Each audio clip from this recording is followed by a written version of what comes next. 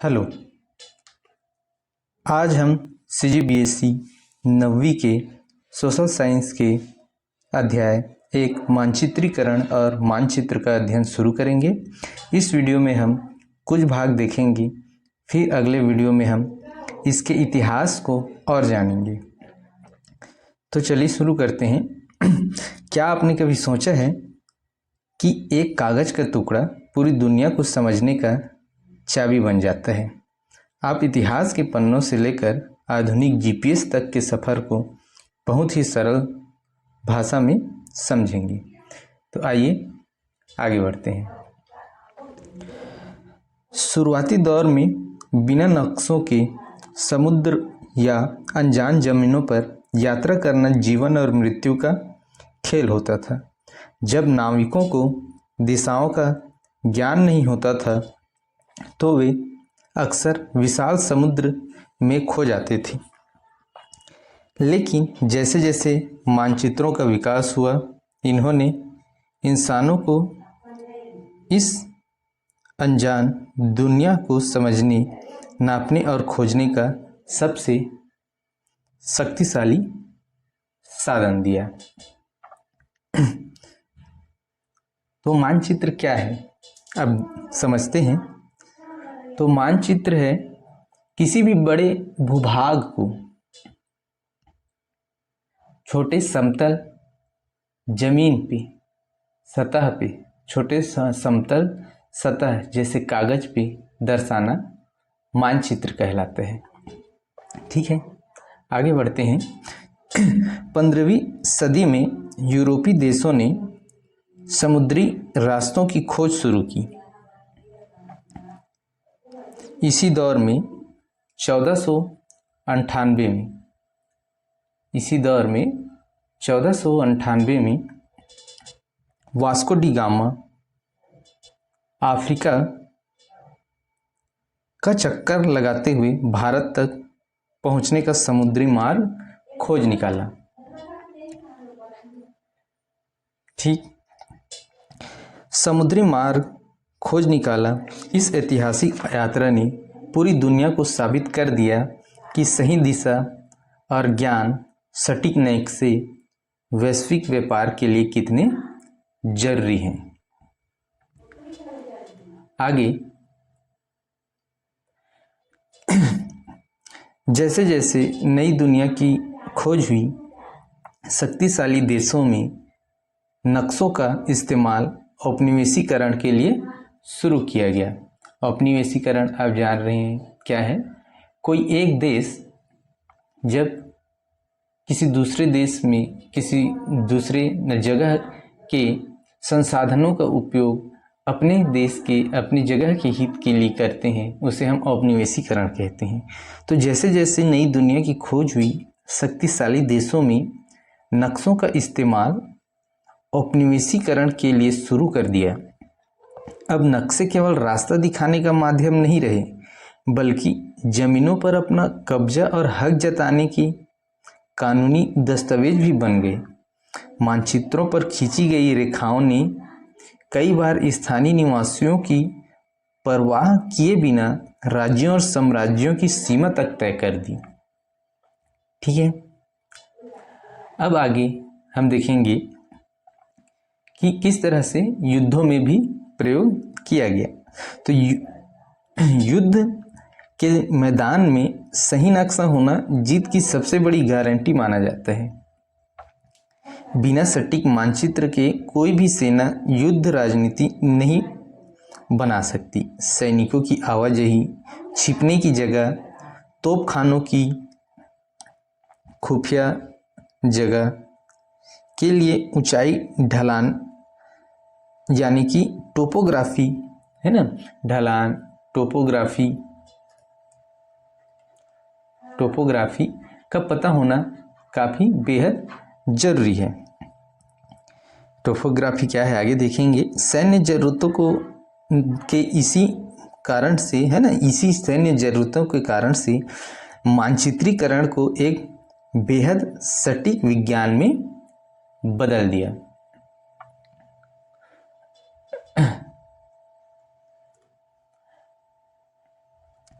अब देखते हैं मानचित्र का क्रमिक विकास कैसे हुआ।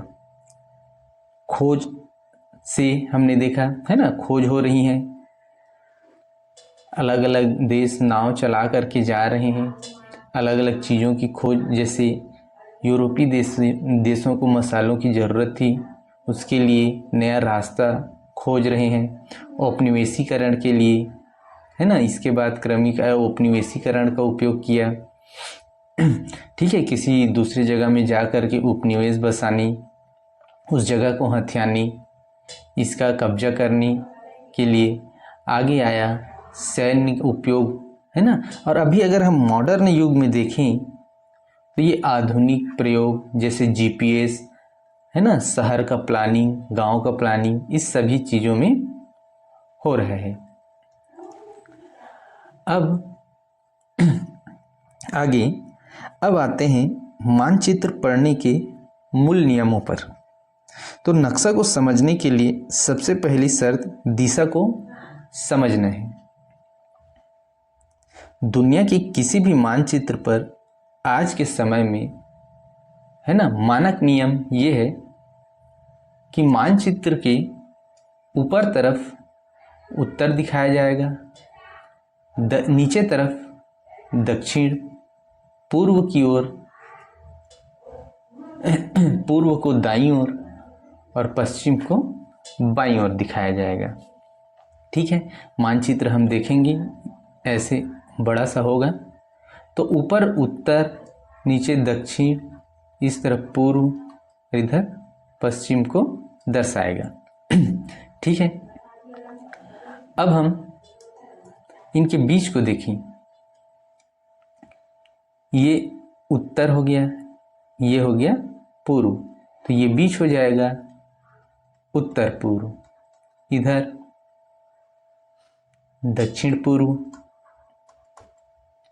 इधर दक्षिण पश्चिम, इधर उत्तर पश्चिम। इस तरह से हम दिशाओं को और भी वर्गीकृत करते चले जाते हैं और नक्शा को पढ़ते हैं और समझते हैं। आगे नक्शा पढ़ने के लिए पहला मानक हमने देख लिया, क्या चाहिए हमें, दिशा। अब आगे हम बढ़ेंगे।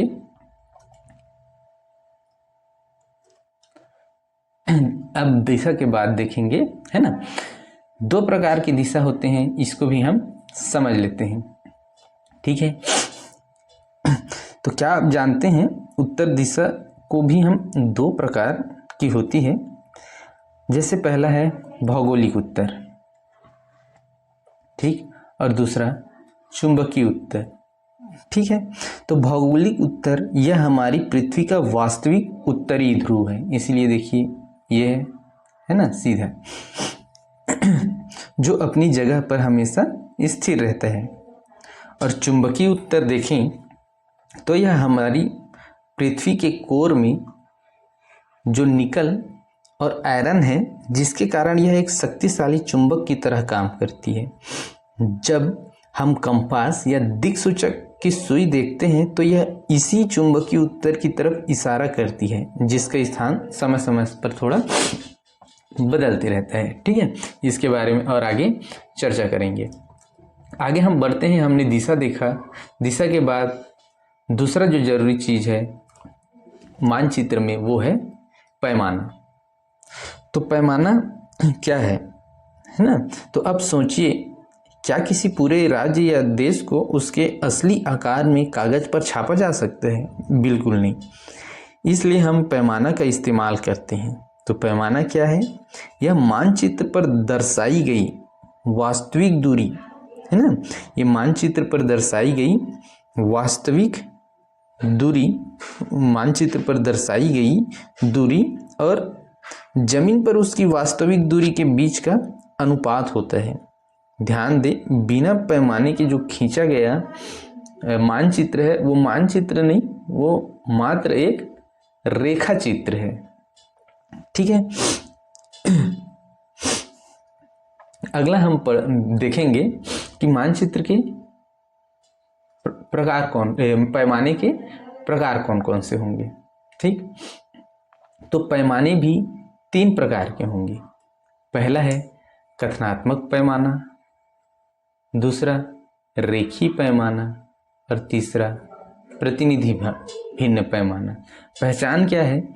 जब हम शब्दों में लिख देते हैं 1 सेंटीमीटर बराबर 10 सेंटीमीटर, इस तरह से हम शब्दों में अगर लिख दें तो क्या कहलाएगा? ये कथनात्मक पैमाना। और वहीं पे हम एक सीधी रेखा को बराबर भागों में बांट देते हैं। ठीक है, एक सीधा रेखा लेंगे, ये रहा, बराबर भागों में बांट देंगे। ठीक, और फिर दर्शाते हैं, उसके बाद दर्शाएंगे, है ना, कि यहाँ पे जो 1 सेंटीमीटर दिखाया गया है वो रियलिटी में, वास्तविक में 5 किलोमीटर है मान लेते हैं। इस तरह का दर्शाया जाता है। तो ये क्या कहलाता है? रेखीय पैमाना। अगला है प्रतिनिधि भिन्न पैमाना। तो प्रतिनिधि भिन्न पैमाना क्या है? इसे हम भिन्न या अनुपात के रूप में दर्शाते हैं। ये हमेशा ये अंश हमेशा 1 होता है। जैसे ये रहा 1 और ये रहा 1 लाख, इस तरह से दर्शाया जाएगा, लिखा जाएगा, है ना। ये एक अंतर्राष्ट्रीय विधि है किसी भी मापक इकाई को लागू करने का। ठीक है, तो इसका मतलब क्या है? ये 1 मीटर है और ये 1 लाख मीटर है वास्तविक में, है ना। 1 सेंटीमीटर जो होगा मानचित्र में वो 1 लाख सेंटीमीटर वास्तविक में होगा 1 लाख मीटर। ठीक है, इस तरह से प्रतिनिधि भिन्न पैमाना दर्शाया जाता है। अगला हम देखते हैं, हमने क्या देख लिया? पैमाना देख लिया, और क्या देखा? दिशा देख लिया।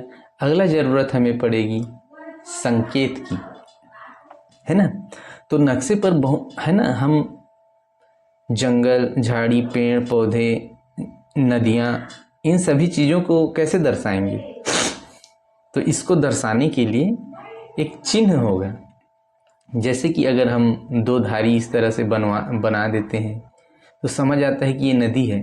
अगर सीमाएं बनानी है तो इस तरह से बना देते हैं, समझ आता है कि 2 देशों के बीच का सीमा है ना। राजधानी बना रहे हैं तो इस तरह से बना दें तो समझ आएगा राजधानी है। जंगल बनाना है तो इस तरह से बना देते हैं, है ना।